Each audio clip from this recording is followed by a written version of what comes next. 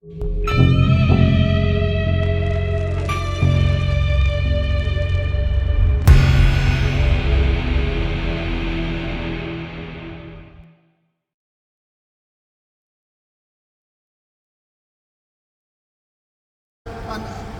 couple of things I want you to think about. First of all is this sharp weight shift, shifting into position and putting your mass behind it onto that weapon, wherever it be.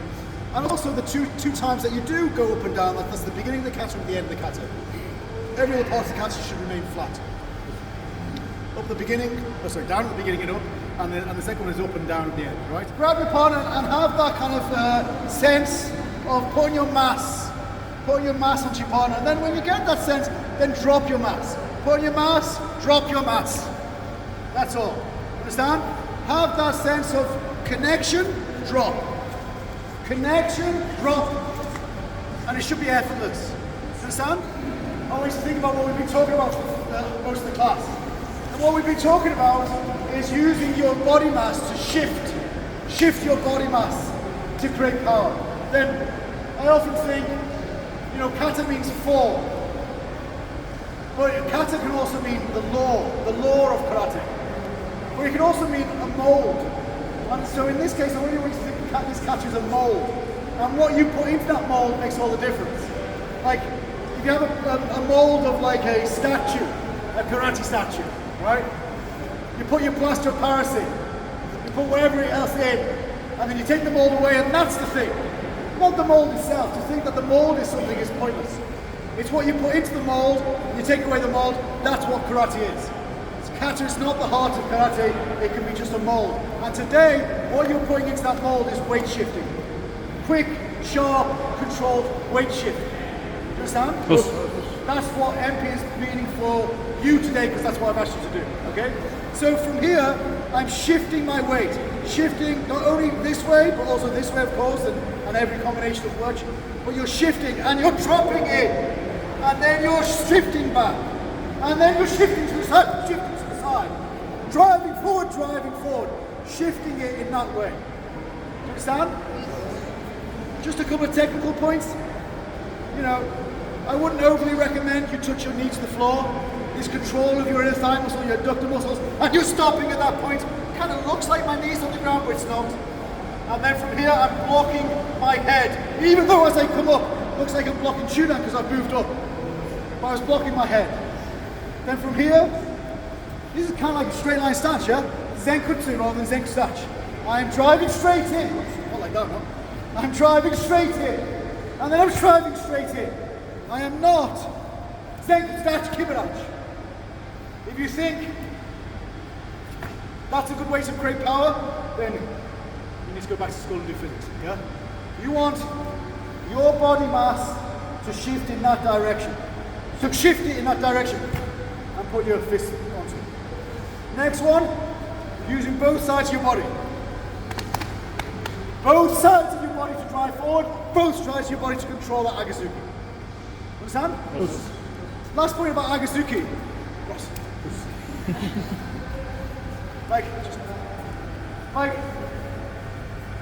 if I want to punch, uppercut, then that's quite a natural movement, right? It's natural because, we learned that from Morozuki kind of thing. Oh, this is just as good. Like, you never see this in boxing because you can't score with the top of your mitt. In boxing, you can only score with your front of your mitt. So they don't practice this. Or sometimes you'll see them do it, but they don't really practice it. But karate you can. We had that to whip. This is really strong. Understand? You've got to show your body up. Show your body up when you do it. And get that in. But your knuckle was close to your body, shift your palm up, yeah? So get that right. Not flicky, not gakuzuki, but shoring up your body, let it go in and up to that point. Just like when we're doing Oizuki. Right at the beginning we started with Oizuki. Like, you want to marry that leg with that hand. I feel like after that Agazuki, I'm connecting the drive of this leg with the drive of this hand whilst compressing my abdomen, which will bring my knee up. And I'm trying to reach that apex of expanding whilst compressing to then catapult me into this contracted glute. Go from an open, driven position to a closed position. And so I want to maximise that thrust. The more I maximise it, the more I'm going to kind of retract. So connect these two. Or connecting those 2 points. And from that apex, that connect drive. Feeling. Open, close. Open, close. Jack it off. Jack it off. Understand? Okay, so this is vital. This compression is vital. Now maybe you'll have a little bit of slippage, a little bit of opening with your hip as you maybe kind of driving into hammy. It's kind of okay because you're landing that shizen dachi anyway. It's not vital, but don't be floppy. Make sure it's connected. Also from that, the time between the drive of that leg and the pull of that leg should be instant. It's not going to be instant. It's impossible to do it instantly, but you want to try as much as possible. Push pull. Push pull. You reach that apex of pushing and then pulling immediately. Do you understand? Push. So that's what I'm going to do with this leg. I'm going to drive, I'm going to push, and then I'm going to pull. So from here, this push pull feeling. And what I'm trying to get to do is not this feeling of leg arriving afterwards. Yeah? That's one point. Second point is, okay, so from this point,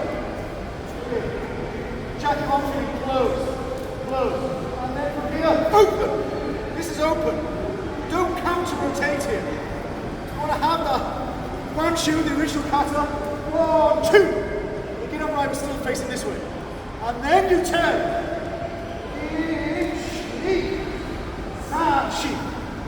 So, if you went 1, 2,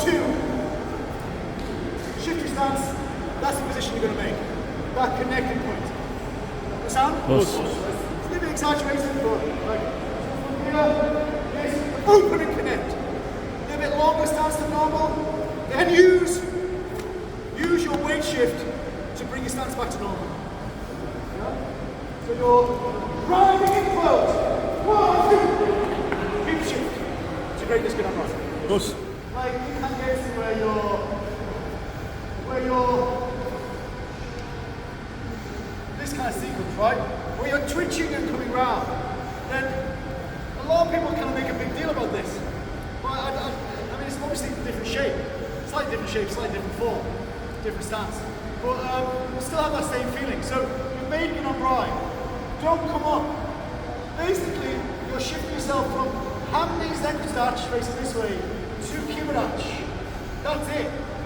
Nothing more, nothing less. Keep your hips horizontal, parallel to the floor. That shift. Not up, not down, not dropping. Yeah. So compress, compress, shift. Compress, shift. Compress, shift. That's all. Understand? Yes. Second point I would say is that like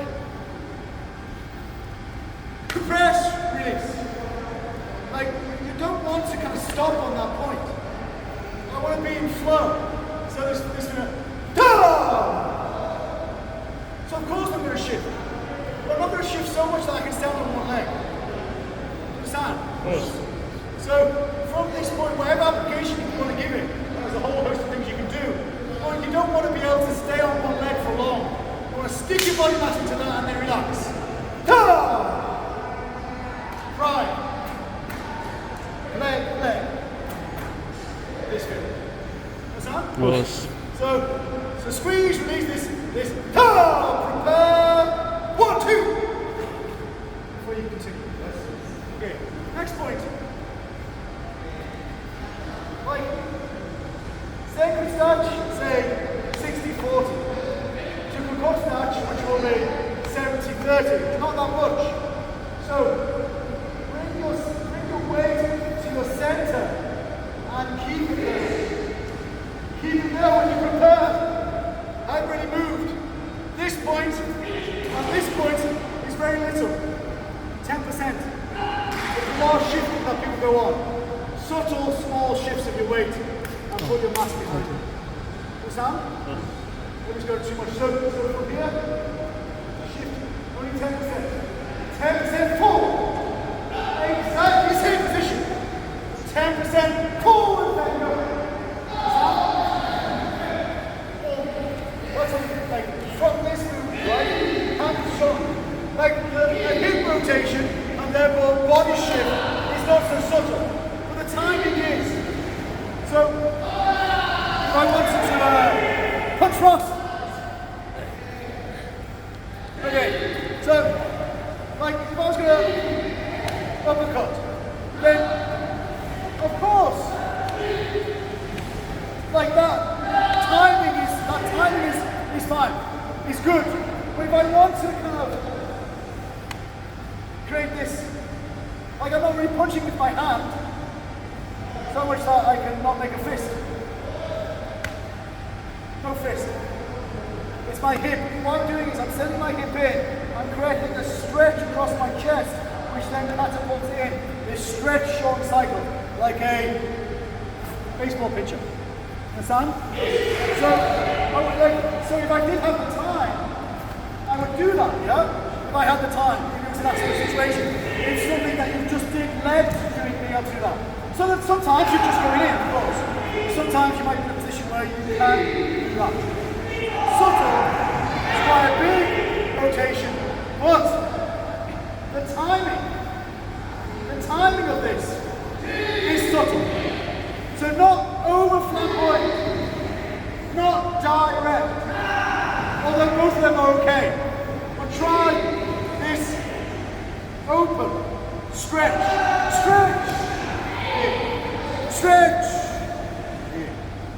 understand? The next, keep your form, just like we did with Oizuki right at the beginning. No flamboyant kind of rotation. Just keep. Getting that timing right. Understand? And the last point I was saying is, again, the center line. So, from here, pull yourself on that center line. So, drive forward. My feet are going outside the red line, two on the red line, two outside the red line, because I've shifted in that direction every single time. Don't move your feet, shift your hips. The only thing I would say is like when you, obviously this has been the idea of what I've been teaching today is about shifting your body mass in, but I don't know much that would take precedence of that. And so there's still some people who are kind of like classically 1, 2 doing this, yeah? So unless you've got some principle that's taking precedence of that, so be it, but and that's fine. But you want to be a little bit more dynamic, a little bit more changeable, and when I'm specifically asking you to do what in one way, well, you're habitually maybe doing it another way. I presume it's habitual rather than just belligerence. You know what I mean? It's one or the other. So let's say it's habitual, that you're habitually doing it. So your karate wants to be a little bit more dynamic than that, and even worse than that, it's habitual, it's mindless habitual movement, that you don't even have a rationale for it, you're just doing it that way. So be careful. That's an easy example, but there are a few examples. So just be a little bit more discerning in your karate. That's the most important thing, yeah, in karate. It's not how much you train, it's not who you train with, it's how you train, but it's discernment. It's knowing what's good and knowing what's not good, and then trying to make sure that you stick to what's good, whether that be good principles, good training practice, good methods, so good rather than bad, or neutral. Understand? Yes.